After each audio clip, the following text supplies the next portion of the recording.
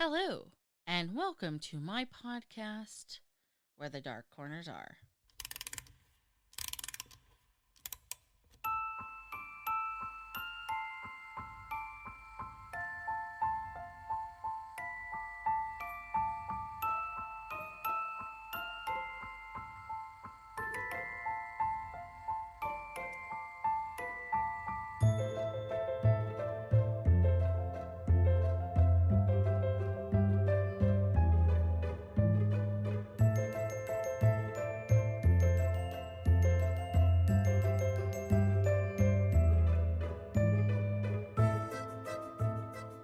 Hello, my name is Vina, and I am your Dark Travels hostess.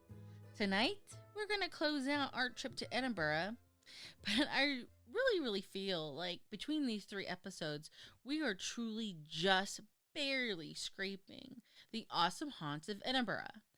There are so many ghastly, ghostly places and so many wonderful stories associated with this old city, this old historic city. I just I do think that I will probably end up doing another series down the traveling road because Edinburgh is definitely on my bucket list of, to go and see. But for now, and for our final episode in this series, let's discuss some interesting stories, some more interesting sights, and we'll close out with some haunted eateries that you can visit and perhaps have your only ghostly desserts before you leave. So, on my first episode, I mentioned a few famous Scottish writers. However, one writer that I did not mention was Robert Louis Stevenson. In his career, Stevenson would write many novels, a couple of plays, and out of all of his literary works, two will still stand out. They're still kind of very present in our 2020. One is Treasure Island. You remember Long John Silver, don't you?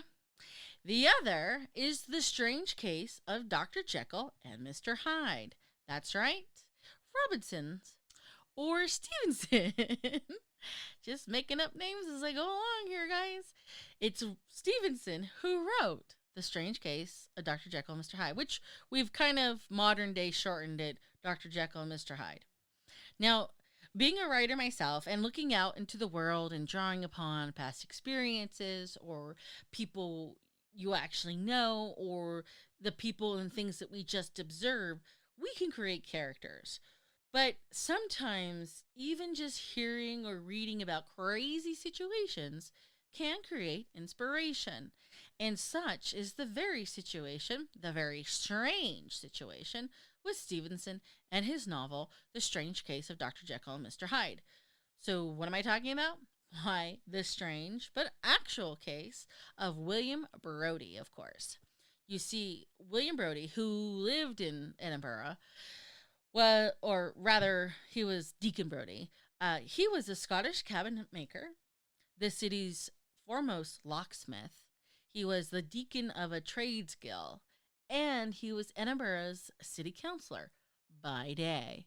Just like Dr. Jekyll was an upstanding man and a good person by day. But by night, William Brodie's Mr. Hyde would come out. And by this, I mean Brodie's darker, more McShady side came out.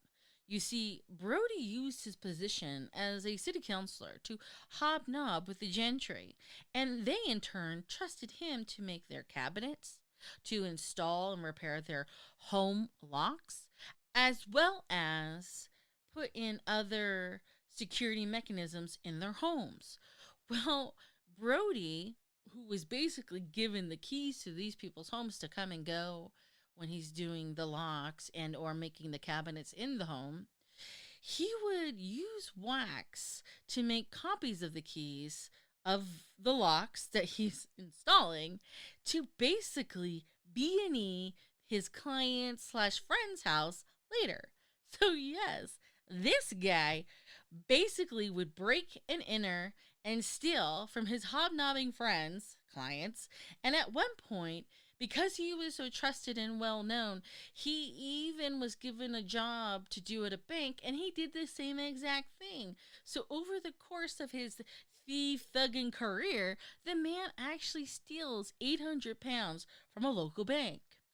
And, you gotta wonder, why would a man such as an outstanding citizen commit these crimes?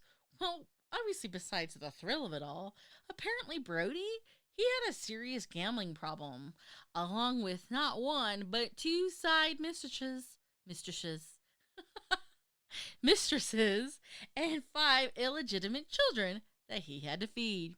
Now, his after dark McShady thug life goes on for about 20 years as his criminal career took off about 1768 and it ends in 1788.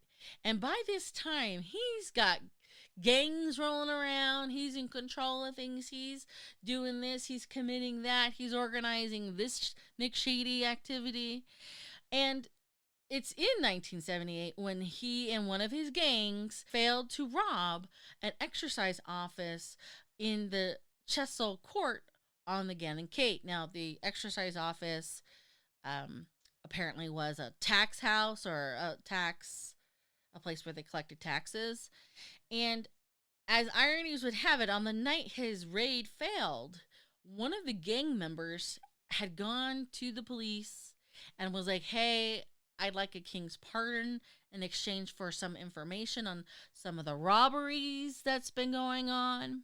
Now, initially, this snitch, who didn't get his stitches, didn't exactly rat out Brody, but he does with the other gang members. So the police, taking this guy's information, rounds up Brody's accomplices, and they all go to jail. However, because the rat didn't rat Brody out, Brody's still kind of going, what's going on? He knows his crew's been rounded up. And in fact, he's even brazen enough to attempt to visit a few of them in prison. But when he gets refused, he knows by then the gig is up and he's got to go. He's got to get out of Scotland. And so initially Brody hightails it to London and then to the Netherlands, where he intends to catch, I think, a ship to the United States. However, he gets arrested in Amsterdam and is sent back to Edinburgh for his trial. Now, of course, this is big news. City council member by day, thuggy by night. This is just huge. It's sensational. And all of this, of course, comes to a head at his trial, which begins on August 27, 1788. Initially, they didn't actually have a whole lot of hard evidence against Brody, but between the evidence of the copied keys, the disguise that was used for the failed raid at the exercise office, and the pistols that were also used for this failed attempted robbery but in his warehouses and his home. But at this time, not only does one, but two accomplices actually turns King's evidence against him. And Brody kind of nails his own coffin because he writes these self-incriminating letters that he writes whilst on the run that they find. And between all of these, the witnesses, his gangster people turning against him, his letters in his own handwriting, the jury, of course, finds Brody and another accomplice guilty. So on October 1st, 1788, Brody and his other accomplice get hanged at Old Tolbooth Gallows on High Street for a crowd of about 40,000 people. They didn't have TV back then, so, obviously this was a big thing. Either way, so when you're visiting Edinburgh and you're walking around the Royal Mile, High Street, and you see some of the cafes, maybe even a few pubs, but statues of Brody named after Deacon Brody, now you know why. Because this guy was just like, I guess, the Scottish version of O.J. Simpson, big news, big celebrity. Oh my gosh. Either way, if you make your way to the Lady Stair House or the Lady Stair Close and visit the Writers Museum, you can actually see a cabinet made by Brody that Stevenson actually owned. And I think that's super cool. I mean, to have something that you base your character on. And while the museum this writer museum is free to view. Donations are, of course, accepted, so please donate. Now, in Edinburgh, there are these alleyways called closes, so that's what I'm talking about when I say the lady stair closed the alleyway. But they do have other names like wynds or entries or courts. And Brody actually had his own close. Here's kind of where a lot of this ties in as well. It is said that his spirit began appearing in his clothes, his alleyway, after he was hung. And the rumors of his ghost hanging about his own clothes is actually persistent to this day. In fact, those who encounter his spirit, they say he is carrying a lantern and he is accompanied by a demonic, fire-breathing horse as he strolls along. You will know that you have the right clothes because there is a statue of Mr. Brody out front on Lawmaker Street in Old Town. So, you can go see his clothes, potentially see his ghosts, but you can definitely go to the Writer Museum and check out a museum dedicated to Robert Louis Stevenson. And well, it's dedicated to 3 Scottish authors. Stevenson has his own floor, apparently. But you can go and check these out. Now, obviously, this is just one of the many, many stories of Edinburgh, and Deacon Brody, aka Dr. Jekyll, is just one of the icons that you will actually see on the Royal Mile. Another icon that you may come across is the Witch's Well. The Witch's Well was erected in 1894 and was commissioned by Sir Patrick Guides. This monument is to pay homage to the accused witches burned at the stake in Edinburgh, Scotland, and it is the only one of its kind in the city. This well, which is also a drinking fountain, is located on the wall at the lower end of the Castle Esplanade. I probably totally mispronounced that, but it's below Edinburgh Castle on the side wall of what today is the Tartan Weaving Mill. But more importantly, it is located close to where many witches were burned at the stake. Remember in our first episode, we talked about the witch ducking and burning witches at the once Norloch just outside Edinburgh Castle? So this is what we're referring to. And inscripted on this well, on the top left and the bottom right are Roman numerals for the years 1479 and 1722.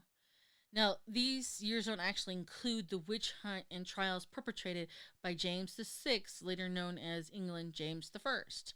But they should, because this particular witch trials perpetrated by King James is actually one of the worst witch trials Scotland actually ever has. So let's take a moment and talk about that. On the 22nd of October, when King James, King of Scots, set sail for Normandy to collect his bride, Anne of Denmark, his fleet was met by some terrible weather. And instead of chopping up to bad weather, because it's almost, winter in the north, this paranoid fucking douche, after being told by a Danish admiral that it was the work of a witch, decided, yes, it was the work of a witch. Now, bear in mind, a witch hunt was already brewing in Denmark, and James, being a little skittish prior to all this about dark arts and witches, he ate this admiral's bullshit sandwich in one swallow.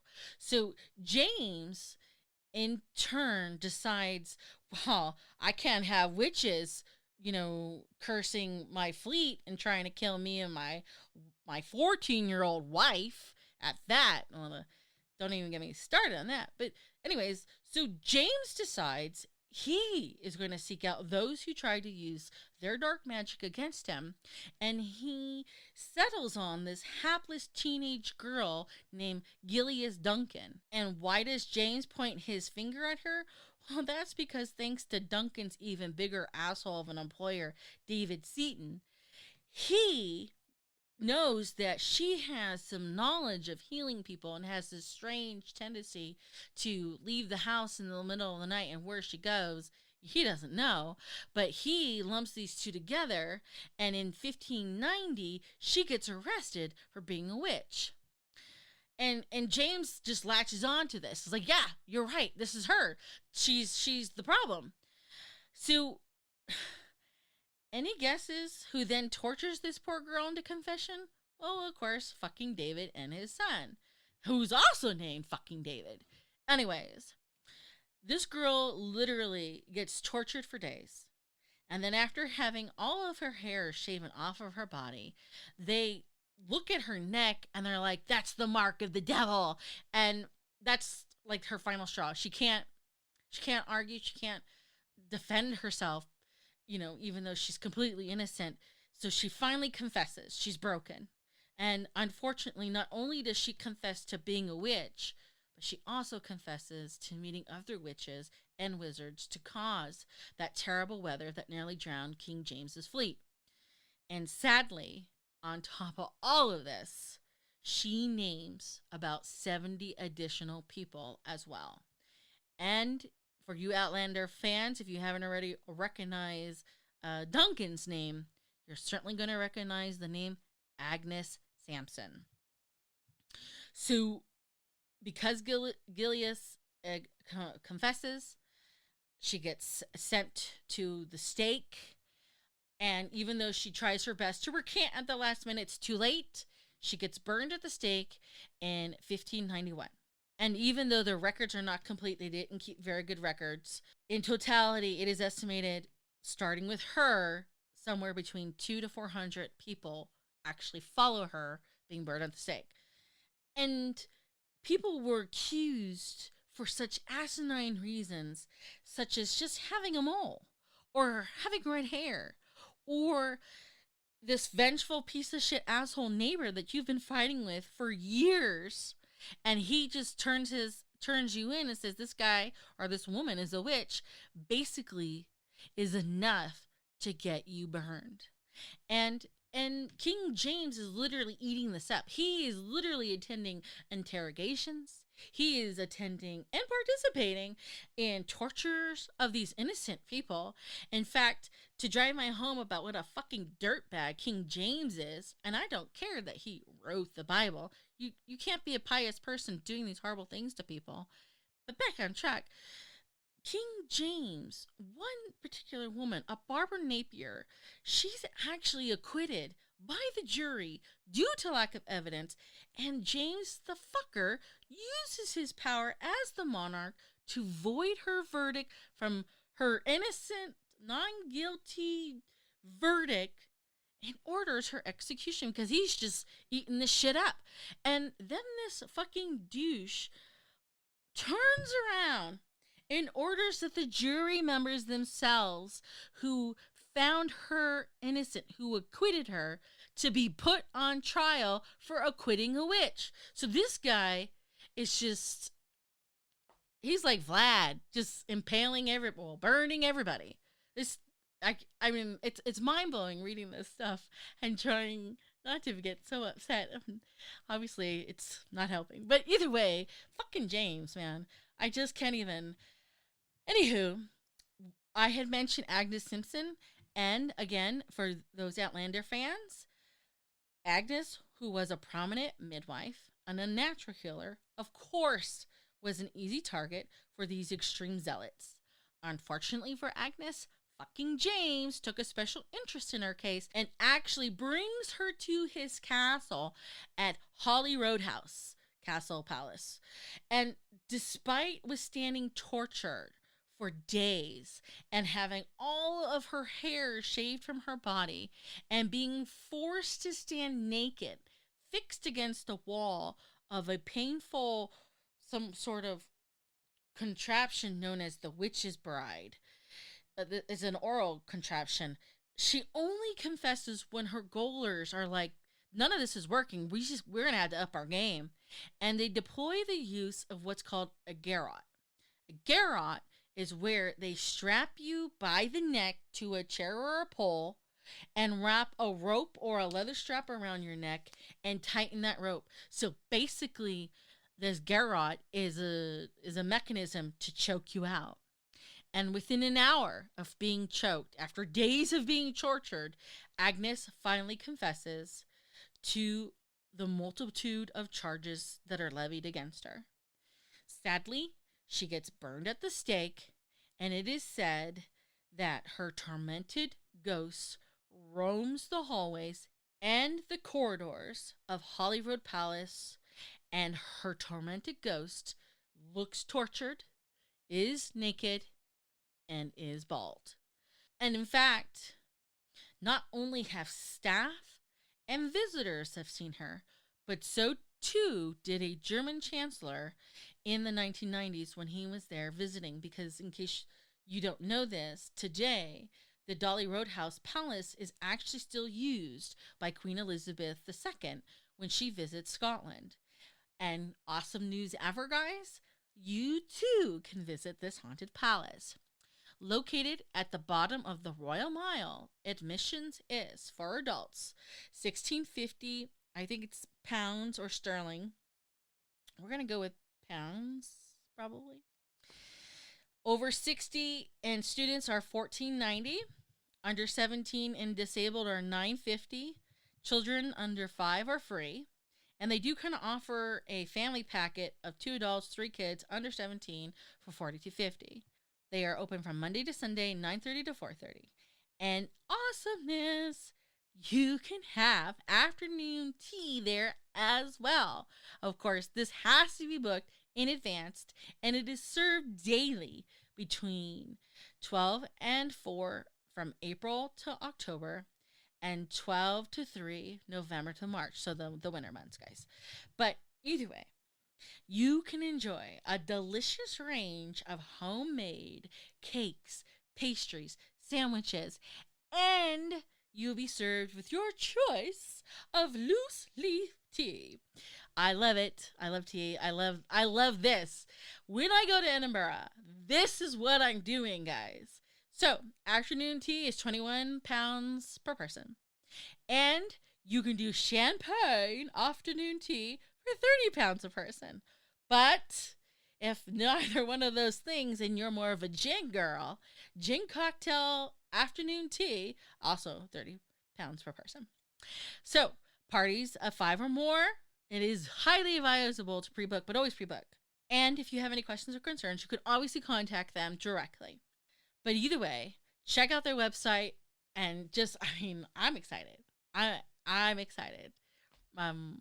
As of today, they're talking about a couple of promising COVID vaccines, and I'm excited. So, either way, moving forward, but keeping in line with the witches and people accused of being a witch, at the end of Prince Street, remember Prince Street was kind of where the gardens were, but up a hill is Colton Hill.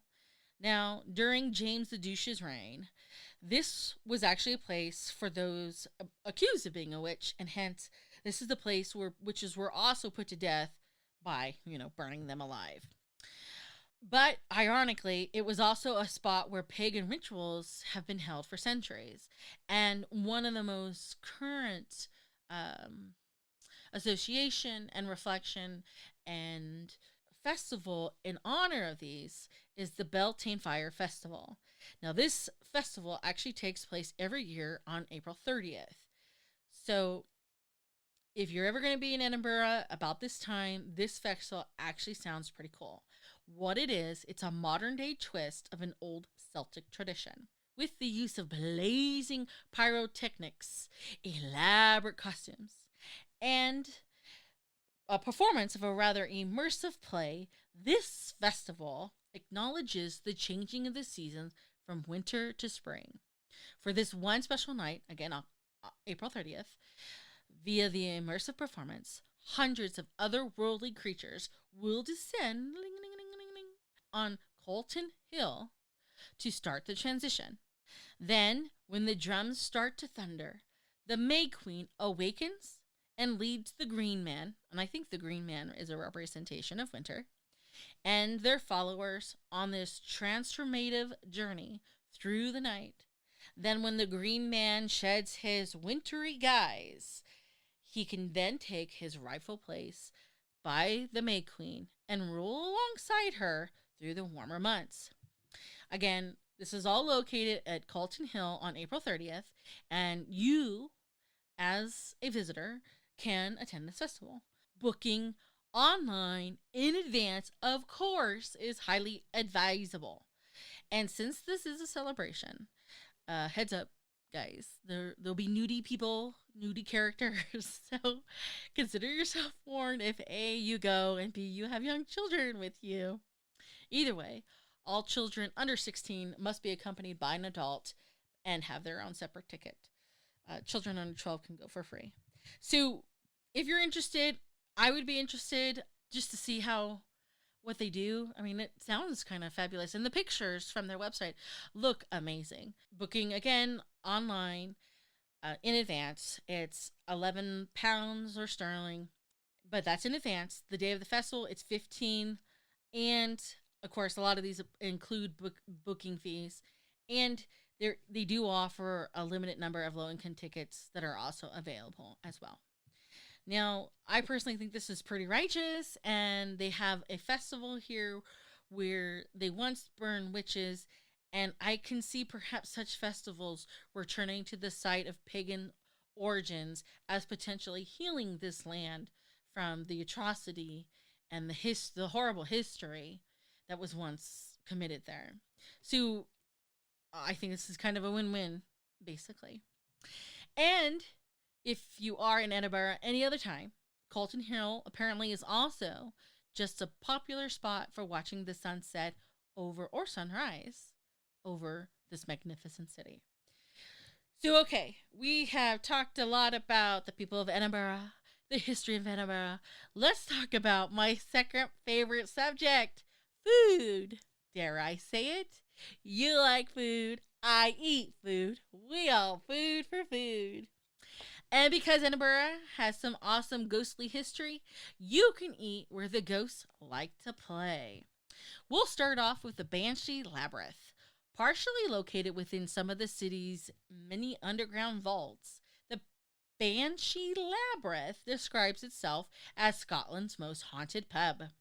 Some years ago, during a reconstruction of the pub, a group of workers were working in the closed pub when they heard the sounds of sobbing. They poked around and found what appeared to be a young woman with her head in her hands, crying.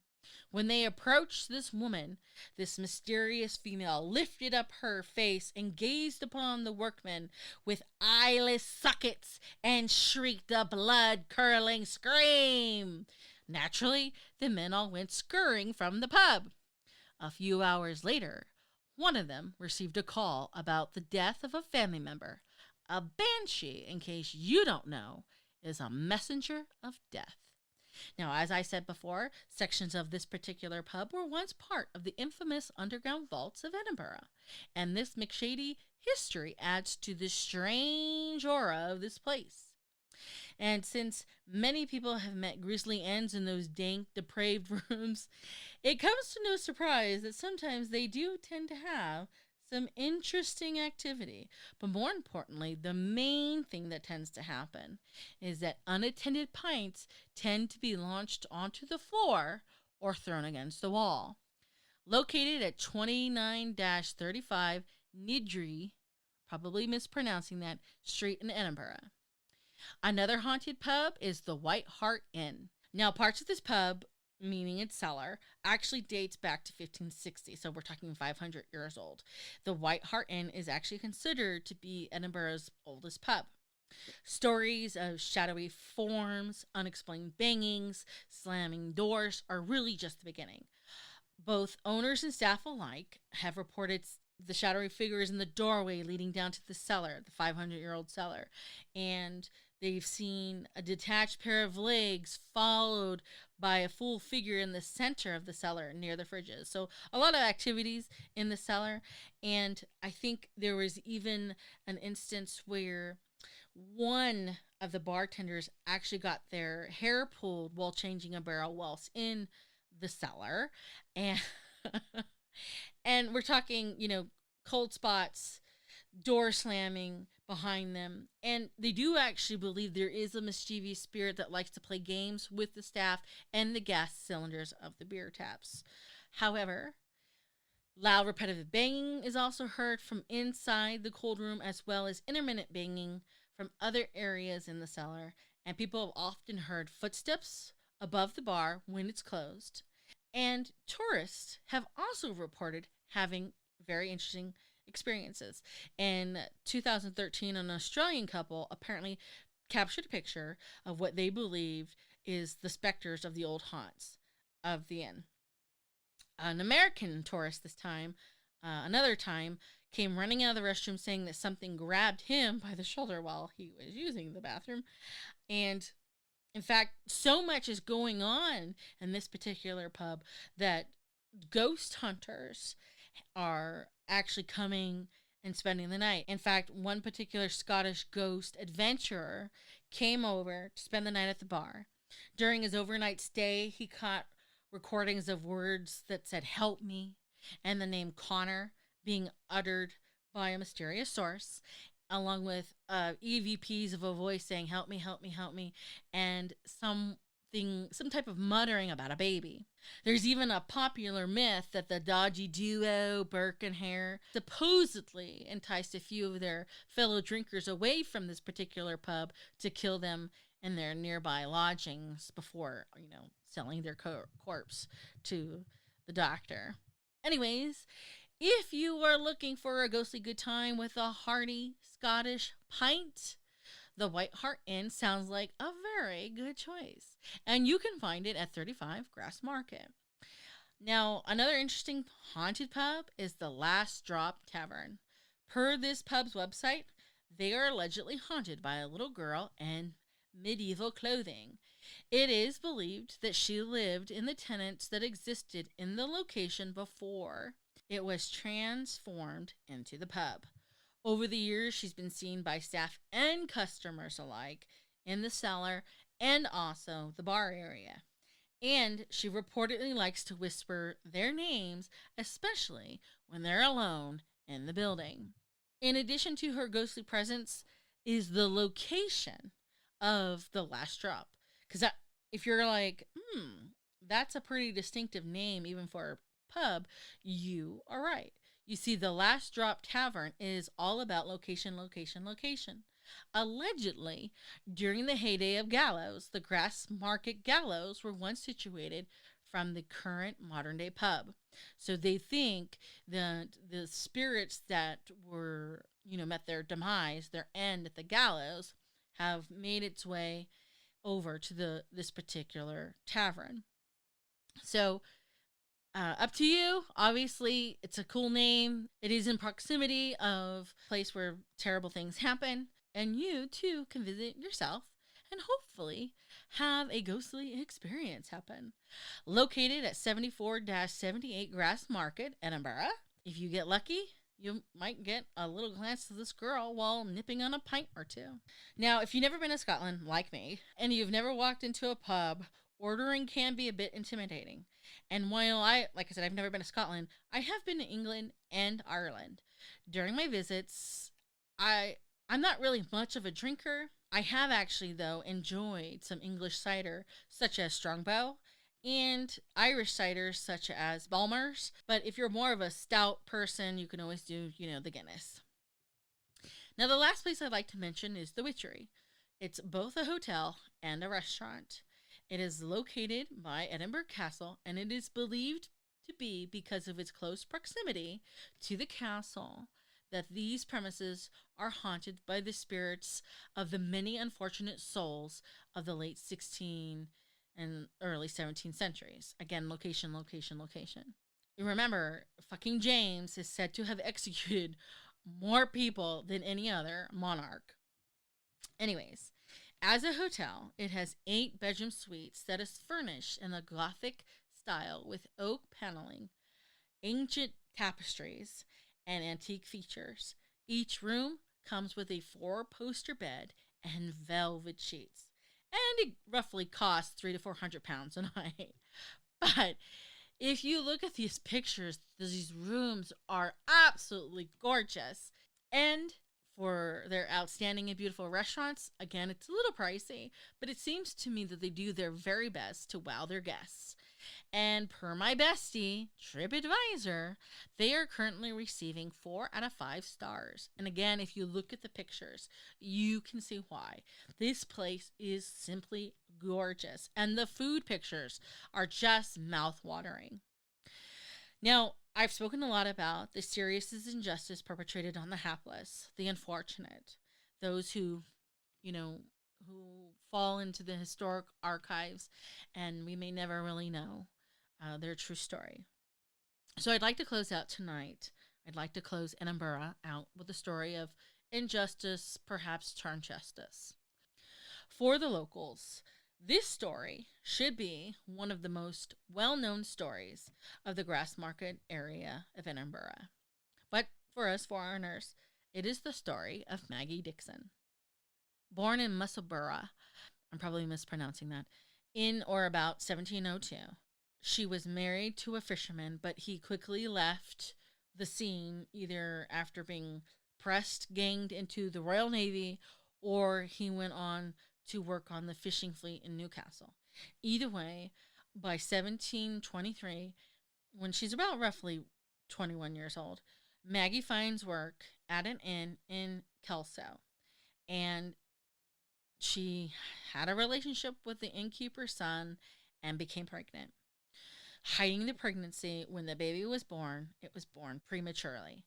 To this day, it is not clear whether the baby was born stillborn or if it died shortly after, or we don't even know how it died. But it doesn't matter because Maggie abandoned the body on the banks of the River Tweed where it was found. Maggie was then arrested and subsequently tried for the murder of the baby.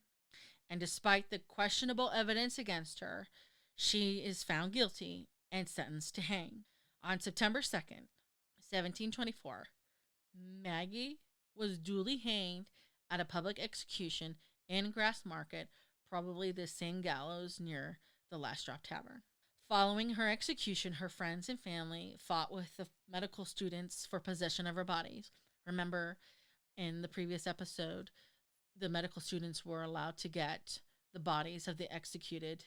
The family, caused a riot, and the medical students just gave up Maggie's body, and Maggie was placed in a coffin to be transported to her hometown of Musselburgh for her burial. While en route, her family and friends stopped for some refreshments at a roadside pub. At this time, they noticed that the lid of the coffin was seen to be moving, and after prying it open, they find Maggie alive. In fact, she recovered quite well, and she was well enough to walk the rest of the way to Musselburgh the next day.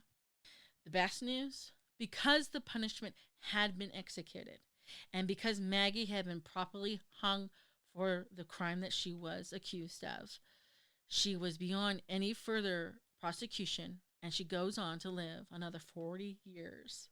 And it is believed that she died in 1765. So when you're checking out Edinburgh and you're checking out all these sites, if you see the Maggie Dickson pub, which actually overlooks the scene of her execution in the Grassmarket, you now know who Maggie Dickson is. Okay, so that's all I have for Edinburgh tonight.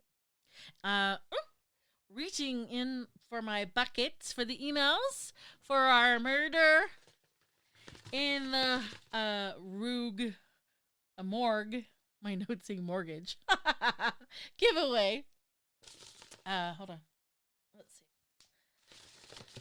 The winner. Hold on.